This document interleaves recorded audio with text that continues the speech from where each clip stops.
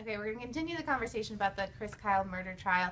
Adam, is your first time on the show. I think it's a rite of passage that he cut your mic. So we're going to get to you're going to come back. Exactly. But we didn't hear from these ladies on that topic, so I want to hear from you guys first. No one? No.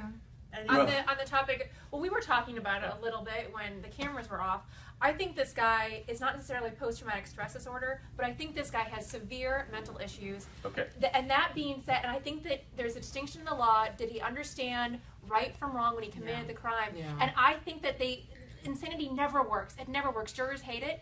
But I think there's a good chance with this guy. In Texas, my understanding is you have to also prove that he didn't understand that other people would perceive it as wrong. Yes. There's two kinds of society. of issues. It's within the community. Right. Yes. And when he ran away and confessed and then ran away again, that suggests he understood that other I don't know if people... he ran away right away. We don't know how long those bodies were there. He might have just gotten in the car and left. There's two concerns I have. A is I don't want to stigmatize other people with mental illness that they could likely kill somebody. Because it doesn't happen very often. I know Adam thinks that everyone who's been in the military has a possibility of becoming a murderer. Yes? No? Well, that's kind of what you saw. Okay.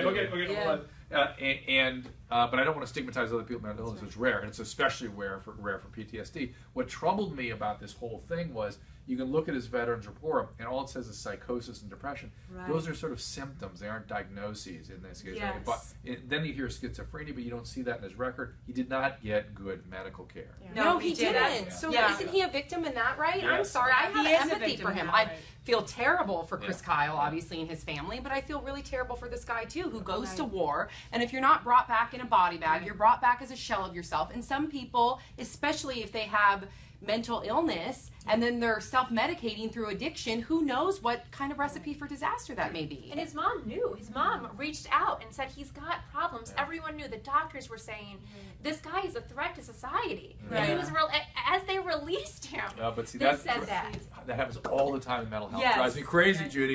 Usually it's the insurance company, the resources are making that call. Right. Not the doctors. Yet because the doctor's name is on the discharge note, they'll go, we don't discharge patients. The doctors do. I know. And so, like you said, Dr. Drew, there's all of this history that he actually has a lot of disturbing symptoms because of their psychosis and their schizophrenia, depression, and yet there wasn't a full-on diagnosis. That probably means that he never got full treatment for it. No diagnosis, no treatment. No diagnosis, no treatment.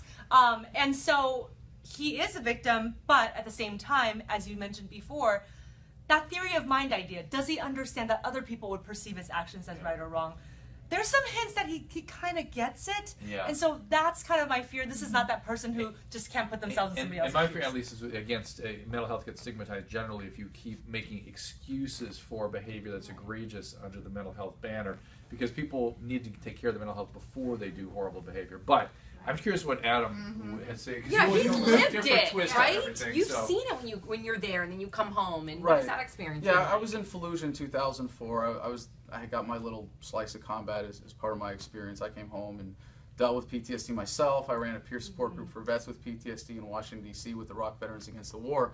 But I want to separate two things, and I think this goes to your point, because I'm saying, no, the moral agency remains with the actor regardless of all these externalities, and that's really important. And as a society we can say, well, if it's a threat, then you isolate it. You don't, punish someone. You imprison someone who's a threat to society.